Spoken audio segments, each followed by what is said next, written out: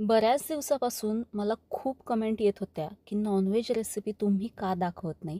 तर आज मी इथे संडे स्पेशल मी काय मेनू बनवला होता तो मी तुमच्यासोबत शेअर करते आहे. संडेला मी इथे अंड्याचं कालवण म्हणजेच अंड्याचा रस्सा झणझणीत असा बनवला होता. त्यासाठी आपल्याला इथे सगळ्यात पहिल्यांदा अंडी उकडण्यासाठी घालायची आहेत. इथे मी कुकर घेतला आहे. कुकरमध्येच मी ही अंडी उकडून घेणार आहे. 5 अंडी घातलेली आहेत. यामध्ये पाणी घालायचं आहे. अंडी बुडतील इतपतच मी पाणी घातलं आहे. हवं तर अगोदर तुम्ही अंडी स्वच्छ धुवून घेऊ शकता. आता यामध्ये मी चवीनुसार मीठ देखील घातलं आहे. यामध्ये अंडी उकडत असताना मीठ घातल्यामुळे अंडी व्यवस्थित उकडली जातात आणि त्या अंड्याला देखील छान चव येते. एका बाजूला अंडी उकडत आहेत तोपर्यंत अंड्याचा रस्सा बनवण्यासाठीचा आपण एक मसाला बनवतोय. तर हा मसाला कच्चंच वाटण आपण यामध्ये वापरणार आहे. अगोदर हा मसाला वगैरे भाजून घेण्याची गरज नाही आहे. मी ज्या पद्धतीने अंड्याचा रस्सा बनवते ती पद्धत मी तुमच्यासोबत शेअर करते आहे. इथे कुकरची एक शिट्टी झाली आहे मोठ्या गॅसवरती आणि मी कुकरचा गॅस बंद केला आहे. जास्ती शिट्ट्या आपल्याला करायच्या नाहीत. फक्त एका शिट्टीमध्ये ही अंडी व्यवस्थित अशी उकडली जातात. वाटण बनवण्यासाठी इथे मी अर्धी वाटी सुकं खोबरं घेतलं आहे. 15 ते 20 लसूण पाकळ्या, एक कांदा, एक छोटा टोमॅटो, आलं घेतलं आहे. सुक्या खोबऱ्याऐवजी तुम्ही ओलं खोबरं घेतलं तरी देखील चालेल. आता हा सगळा मसाला आपल्याला वाटून घ्यायचा आहे. यामध्ये मी पाण्याचा वापर अजिबात करणार नाही आहे, कारण यामध्ये टोमॅटो आहे, त्यालाच पाणी सुटतं. त्यामुळे हा मसाला एकदम छान बारीक असा होतो. जर तुम्हाला हवं असेल तर तुम्ही थोडंसं पाणी घालून हे वाटण बनवून घेऊ शकता. पाणी न घालताच मी इथे हा मसाला वाटून घेते आहे. एकदम बारीक असा मसाला वाटून घ्यायचा आहे हा या पद्धतीने, म्हणजे तो रस्सा छान मिळून येतो, एकजीव होतो. एक शिट्टी झाल्यानंतर गॅस बंद करून त्यातली पूर्ण वाफ निघून गेल्यानंतर मग मी याचं झाकण उघडलं आहे. इथे आपण पाहताय अंडं व्यवस्थित उकडलं आहे, अजिबात ते फुटलेलं नाही आहे. रस्सा बनवण्यासाठी इथे मी कढई गरम व्हायला ठेवते आहे. त्यामध्ये 3 मोठे चमचे तेल घालायचं आहे.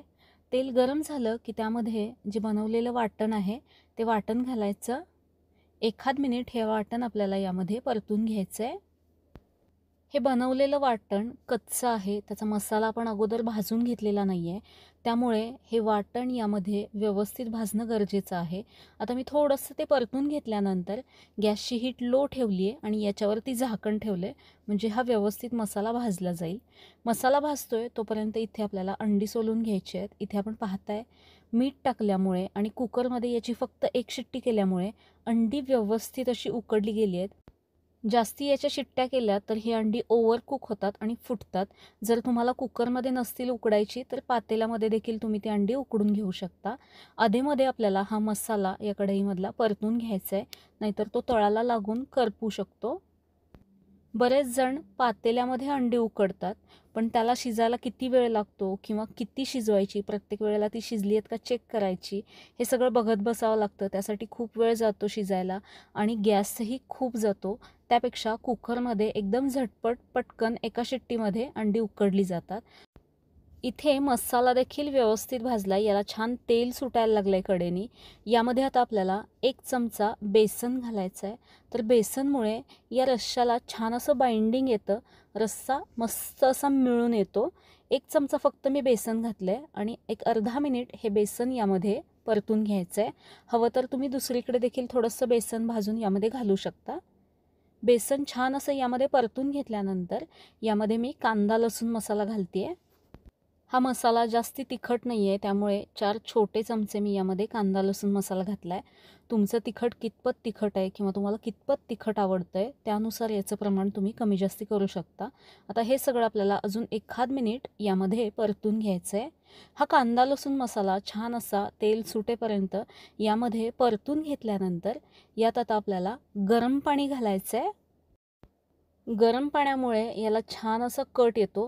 सुरुवातीला एकदम जास्त पाणी घालत नाही आहे मी, या मसाल्यापुरतंच थोडंसं 1 ग्लास पाणी घातलं आहे आणि हे सगळं मिक्स करून घ्यायचं आहे. हे मिक्स झाल्यानंतर याच्यावरती झाकण ठेवायचं लो हीटवरती आणि 3 ते 4 मिनिटे हा मसाला यामध्ये आपल्याला थोडंसं शिजवून घ्यायचं आहे. 3 ते 4 मिनिटानंतर याचं झाकण काढायचं. तर इथे आपण पाहताय मस्त असा याला कट सुटला आहे. आता यामध्ये जी आपण सोलून घेतलेली अंडी आहेत ती अंडी यामध्ये घालायची आहेत. अंड्यामध्ये व्यवस्थित मसाला लागावा त्यासाठी सुरुवातीला मी यामध्ये अंडी घातली आहे. ही छान अशी या मसाल्यामध्ये मिक्स करून घ्यायची. आता याच्यावरती परत झाकण ठेवायचं आणि अजून एक 2 ते 3 मिनिटे हे असंच आपल्याला शिजवून घ्यायचं आहे. 3 ते 4 मिनिटे हे मी थोडंसं शिजवून घेतल्यानंतर यामध्ये आता परत गरम पाणी घालायचं आहे.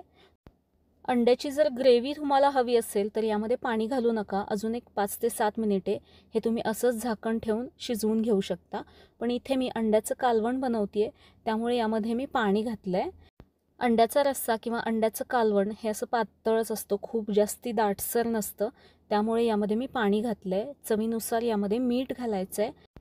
हे सगळं आता व्यवस्थित असं मिक्स करून घ्यायचं आहे.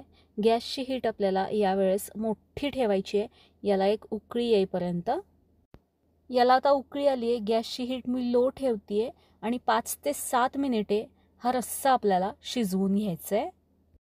यामध्ये मी फक्त कांदा लसूण मसाला वापरला आहे. कुठलाही चिकन मसाला, मटन मसाला किंवा गरम मसाला वापरण्याची अजिबात गरज नाही आहे.